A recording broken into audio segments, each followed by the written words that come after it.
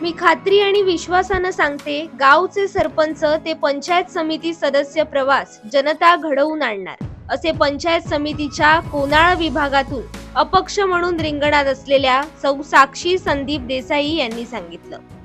चांगले वक्तृत्व, अभ्यासू व्यक्तिमत्व म्हणून ओळख असलेल्या सौ देसाई यांनी हेवाळे गावचे सरपंच पद उत्तम पद्धतीने भूषवलं.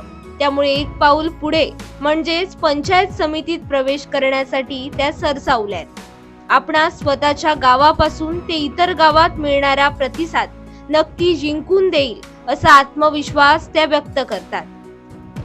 नमस्कार, मी सौ साक्षी संदीप देसाई, पंचायत समिती कोनाळ मतदारसंघातून छत्री या निशाणीवर माझी निवडणूक लढवत आहे.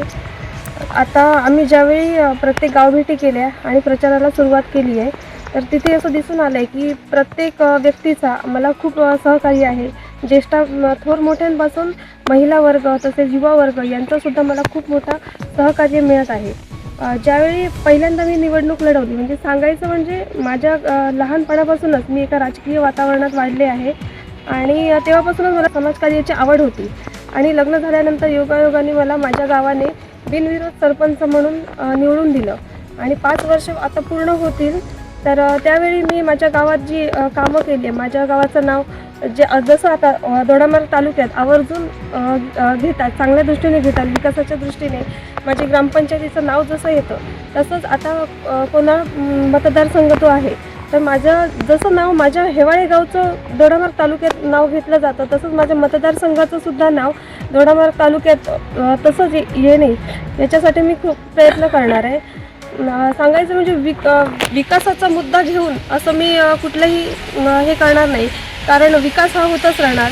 आपले खासदार आहेत, पालकमंत्री आहेत, त्यांच्या माध्यमातून पुढील कामं होतच राहतील, नियोजनमधून कामं होत राहतील. त्याच्यासाठी मी नक्कीच पाठपुरावा करेन.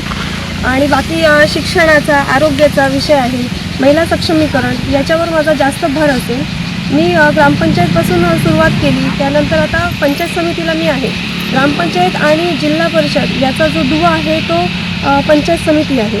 त्यामुळे पंचायत समितीमध्ये जर मी सदस्य म्हणून निवडून येईल, त्यावेळी सदस्याचं काम काय असतं किंवा कुठल्या माध्यमातून काय आपण विकास करू शकतो याची मी माहिती घेऊन माझ्या जे मतदार आहेत त्यांना जास्तीत जास्त मी सुविधा देण्याचा प्रयत्न करेन.